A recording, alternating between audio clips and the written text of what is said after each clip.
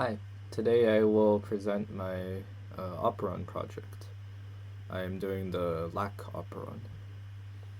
So first, with the background information, a gene is a segment of DNA on chromosomes that contain the genetic information used in protein synthesis to make polypeptide subunits out of a functional protein.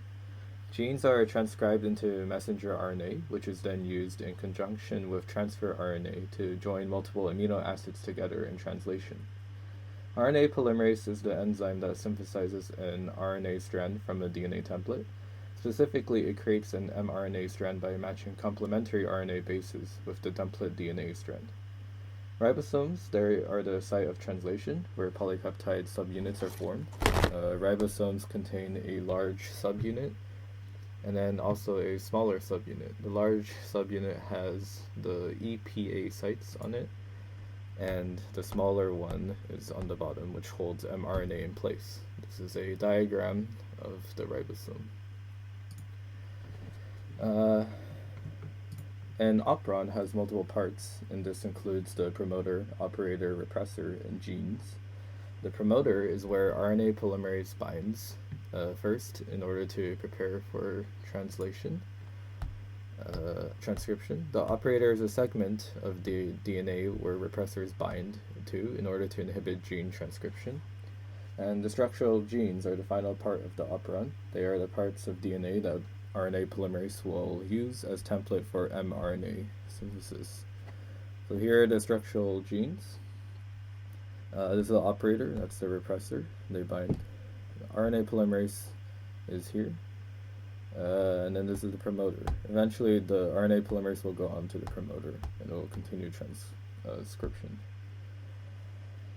The Lac Operon is normally off, and it will block transcription of genes encoding for lactose metabolism.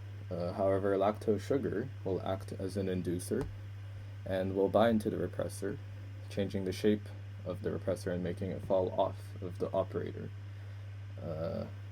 This allows for the RNA polymerase to proceed on and make mRNA strands, which eventually code for proteins to digest the lactose sugar. Once all the lactose is broken down, then the repressors bind back onto the oppressor and inhibits RNA polymerase. The trip operon is a bit different in that it is originally in the on position, and RNA polymerase can transcribe genes for tryptophan synthesis. But once tryptophan is present, then it acts as the co-repressor and helps to change the repressor shape in order to fit onto the operator. And then transcription of the synthesis genes stop, and no new tryptophan is made. And when all the tryptophan has been used up, then the repressor falls off of the operator and allows for the genes to be transcribed again. Regulator genes, they're genes that will control the expression of other genes. They are often found before the promoter sequence of a gene and will make repressors to control the operon. So now we move on to my main model. This is the Lac Operon. So we have lactose, and then we have the prog, promoter, repressor, operator, and then genes. And then we have an RNA polymerase. So in transcription, RNA polymerase will bind onto the promoter,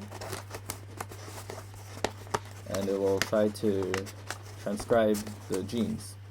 But in the current state, which is the off state, it can't because the repressor is blocking.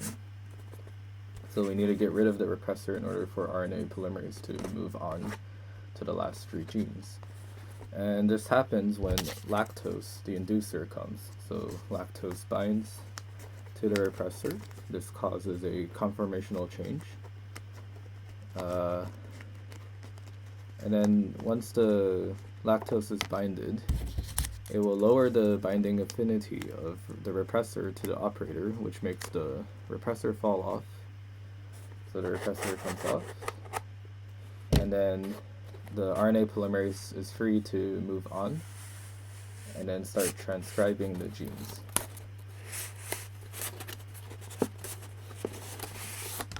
And once that's done, you get an mRNA strand, and this will move on to make the polypeptides in the translation step, and that will eventually become a protein. Once there's enough enzymes to break down lactose, then the original inducer is broken down, and then the repressor returns back to its original shape, and then it binds again to the operator. And now if we take RNA polymerase again, it will get stuck on the repressor. The Lac Operon, when it's an inducer, the lactose serves as its inducer, and tryptophan is the co-repressor of the trip operon. Presence of the lactose sugar activates the Lac Operon, while presence of tryptophan represses the trip operon. And if we have mutations in the regulator gene, that would most likely encode for malfunctioning repressors, so this part would be incorrect or not working, which would then render the operon useless, as they would be stuck in either the on or off position. Losing the promoter site would mean that RNA polymerase can't bind, and then the genes won't be transcribed, even though the rest of the operon is working.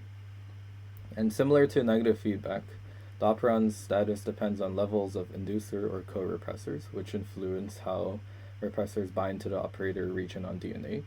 In the Lac Operon, it's negative feedback control, because if you have too much lactose, then the repressor will fall off, and then we get genes that encode for the metabolism of lactose. But once there's not enough lactose, then there's nothing to bind to the repressor, so it goes back onto the operator and blocks the transcription of the genes. So I hope that was helpful.